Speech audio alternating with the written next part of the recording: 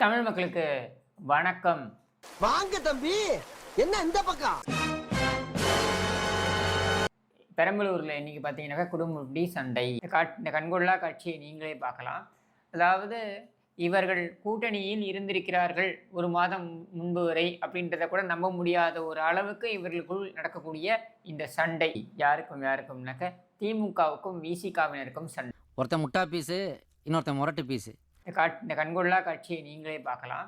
அதாவது இவர்கள் கூட்டணியில் இருந்திருக்கிறார்கள் ஒரு மாதம் முன்பு வரை அப்படின்றத கூட நம்ப முடியாத ஒரு அளவுக்கு இவர்களுக்குள் நடக்கக்கூடிய இந்த சண்டை. ஓட ஓட விரட்டி அடிப்போம். தமிழ்நாட்டில் ஒரு இடத்தில் உதவுவதால் குடியேற்ற விழாவை தடுக்க முடியும். யாரிடம் ஆளாட்டுகிறார்? திமுக இதான் திமுக மறந்துடாத. திராவிட மாடல்னா என்னன்னு கேட்கிறவங்களுக்கு இதுதான் பதில். அதாவது ஒரு மாதத்துக்கு முன்னர் ஒன்னா பழகி கொண்டிருந்த திமுகவும் விசிகாவும் இன்றைக்கு ரோட்டிலே அடித்து கொள்ள ஆரம்பித்து விட்டனர். 2 சீட்டை வச்சு நாங்க என்ன ஆட்டம் காண்பிக்கிறோம் பாத்தீங்களா? கபி கபி மேரா திலுமே வேண்டாம். கால் நூற்றாண்டுக்கு அப்புறம் உன் வாழ்க்கையில ஒரு சந்தோஷம் கிடைச்சிருக்குதுன்னு அகம்பாவத்துல ஆணவத்துல தலகால் தெரியாம ஆடாத. இது எங்கிருந்து ஆரம்பிக்கிறது அப்படின்னு பார்த்தீங்கன்னாக்க திமுக கற்பனை செய்து கூட பார்க்காத ஒரு சூழலில் இன்றைக்கு இருக்கிறது என்பதுதான். பேச்சாடா பேசுன பேச்சு மன்னர் பரம்பரை மண்ணாங்கட்டி பரம்பரை நல்லா தூக்கி போட்டு ஏர்ன பரம்பரை.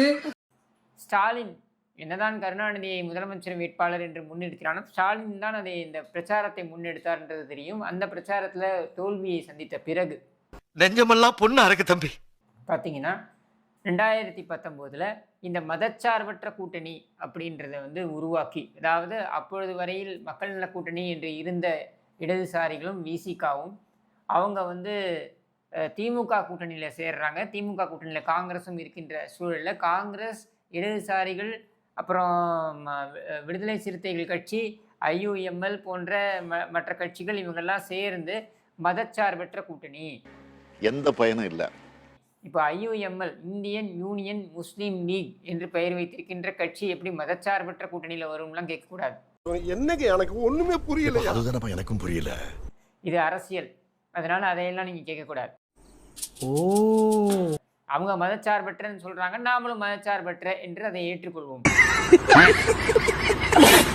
இப்படியான ஒரு கூட்டணி அமைந்து அது 2019 பார்த்தீங்கன்னாக்கா 50% அதிகமான இடங்களை பெற்று மிகப்பெரிய ஒரு வெற்றியை, மகத்தான ஒரு வெற்றியை பெற்றார்கள். அதோடு அவங்க நிறுத்தல. 2021 சட்டமன்ற பொதுத் தேர்தலையும் பார்த்தீங்கன்னாக்கா ஒரு மகத்தான வெற்றியை பெற்றிருக்கிறார்கள். 2024 நாடாளுமன்ற தேர்தலையும் பார்த்தீங்கன்னாக்கா ஒரு மகத்தான வெற்றியை பெற்றார்கள் என்கிற நிலையில இது ஒரு தொடர் வெற்றி கூட்டணி என்றே பரப்புரை செய்யப்பட்டது.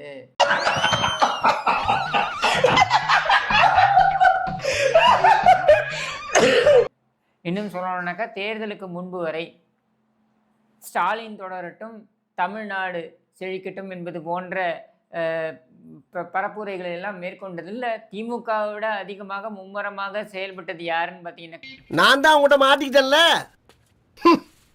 நல்லா என்னை யூஸ் பண்ணிக்கங்க. Use me. இந்த கூட்டணி கட்சிகள் தான். இப்படியான இந்த கூட்டணி கட்சிகள் திமுகவை விட அதிகமான ஒரு ஜால்ராவை போட்டார்கள் இந்த கடந்த கால திமுக ஆட்சிக்கு அப்படின்றது நம்ம எல்லோருக்குமே தெரியும். நானே பார்த்தீங்கன்னா நிறைய வீடியோக்களில் இதை பதிவு பண்ணியிருப்பேன். திமுகவை விட ஆபத்தானவர்கள் இந்த கூட்டணி கட்சிகள். துரோகி பயிர்களா, காங்கிரஸ்காரர்களா ஜெயிட்டு 5 பேரும் உடனே அங்க ஓடி இருக்கல. ஏன்னா இவங்க திமுக செய்கின்ற அந்த அயோக்கியத்தனம் அத்தனைக்கும் இவர்கள் முட்டு கொடுத்து கொண்டிருக்கிறார்கள். நீ கேட்ட ஒவ்வொரு கேள்வி என்ன செருப்பால் அடிச்ச மாதிரி இருக்குடா. மாதிரி இல்ல, உண்மையிலே செருப்பால தான் அடிச்சது. ஸ்டாலினை கொண்டு போய் குளத்தூரிலேயே தோற்கடித்தார்கள் அப்படின்றத நம்ம பார்த்தோம். அது முடிந்த உடனேயே, தேர்தல் முடிந்த அந்த தேர்தல் மை ஆறுவதற்கு முன்னாலேயே நீங்க பார்த்தீங்கன்னாக்கா காங்கிரஸ் இடம் தாவியது. நாங்கள் இடம்பெறாத அமைச்சரவையில் எவன் இருந்தால் என்ன, எவன் போனால் என்ன, அதை பற்றி கவலையும் இல்லை, அக்கறையும் இல்லை. காங்கிரஸ் வேண்டா விருப்பாதான் அதுக்கு முன்னாடியே அந்த கூட்டணியில் தொடர்ந்தாங்க. ஸ்டாலின் கூட அப்படின்லாம் பண்ணாரு தெரியுமா? அதெல்லாம் பண்ணும்போது காங்கிரஸுக்கு விருப்பம் இல்லை.